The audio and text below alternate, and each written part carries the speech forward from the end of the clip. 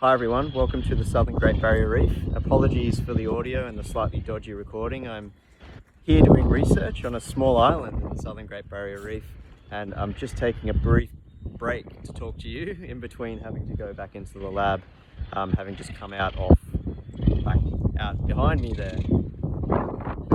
You might be able to see the boats in my glasses as well. So what we're doing out here is we're looking at how things like oceanographic and climate conditions like waves and cyclones change coral reefs. Also things like sea level, how coral reefs respond and change when those kinds of conditions change. So a cyclone comes through or sea level rises.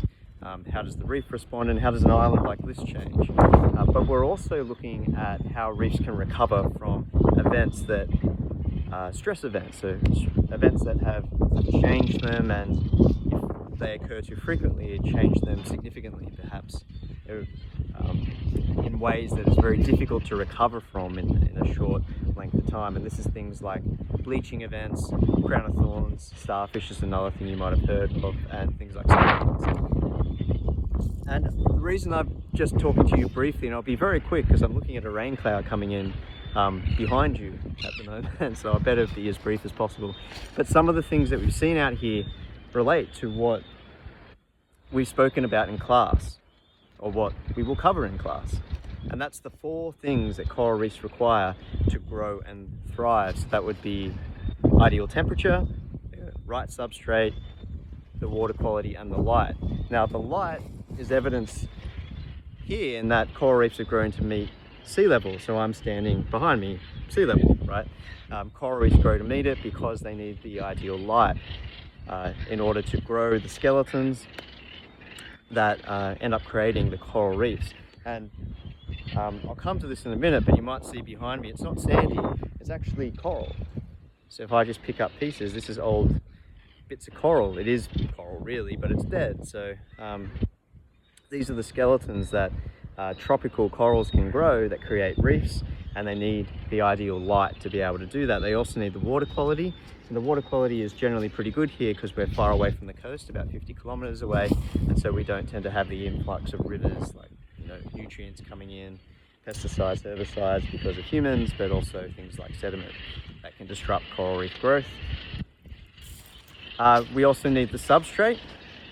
And there were old coral reefs here that when coral reefs initiated, modern coral reefs we call recent coral reefs, there was the ideal substrate here for them to grow.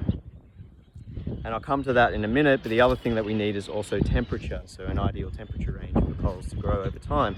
And if they go outside of that, they can get stressed and they can bleach. Now the things that we've seen here is huge amounts of movement because there's been really big waves of this stuff. So your coral rubble. So what coral turns into when it's no longer alive.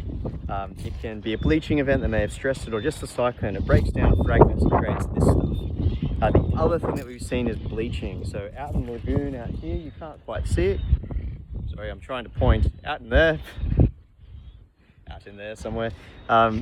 We've seen bleaching of acropora, which is your staghorn coral. So your finger coral kind of. The classic ones that you might have seen in textbooks or documentaries. We've seen bleaching of just that species and another genus, I should say, and Isopora, another genus. So not everything. It's not too widespread. Well, it's widespread, but it's not every coral, so it should be recoverable without too much impact on the reef, but obviously it's concerning. Now, the reason I mentioned those 2 things, that relates to 2 aspects of something that you've learnt about in this course, so the substrate and the temperature. So because the temperatures were slightly too high for the corals, the individual corals, about a week before we turned up, there's bleaching out in the water. Now if that was sustained and continued, there'd be widespread bleaching and potential widespread death of the corals, and it takes a long time to recover from that. They can recover, but if you get another bleaching event during that period of recovery, it can lead to problems. Now the other thing that could happen is a cyclone could turn up and create massive banks of the kind of material that you see behind me here, coral rubble. That's fine because that's natural. There's an island here that's been here for thousands of years. The rubble generation is what is necessary for coral reefs to grow sometimes. It's how they actually create their own big geomorphic systems like we see here. rubble gets generated, it cements together, it creates rock, and then corals can then settle and grow on that. And that's the real key thing here. So what happens if you get too many stress events, that the coral creates more and more rubble fields that are mobile.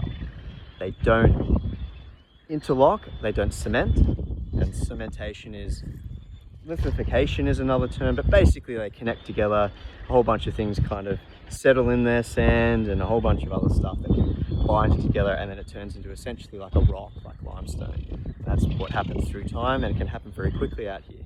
Now, if that doesn't happen, it remains mobile. What the hypothesis is that you don't get corals growing on the reef. Recruits can't land, or if they can, they die relatively early on in their life stages, so they don't become juvenile adults, and then you don't get the recovery of the reef after a cyclone or a bleaching event if that rubble doesn't stabilize.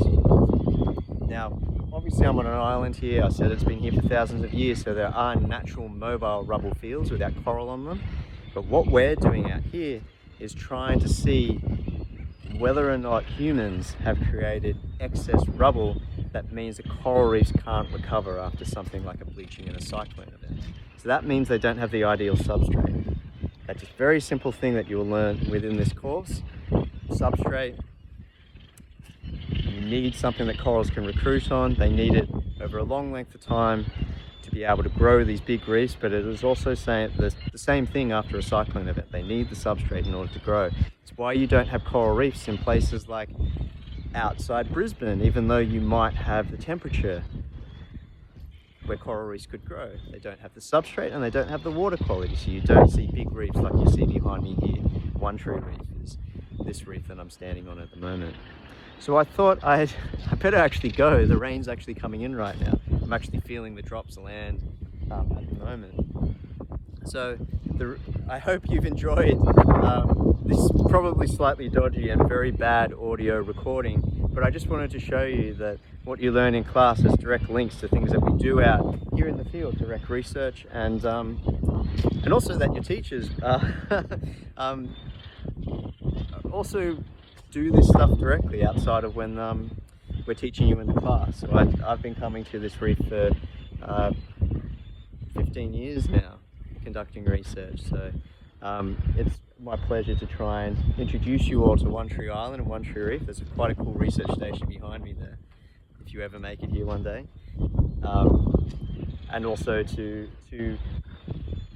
spend the time to talk to you all on what we've been doing out here. So I hope you got something out of that, and I'll end it there, because one of the PhD students just walked by. I'm needed in the lab to go and download some data. So signing off from One Tree Reef, and until next time, ciao.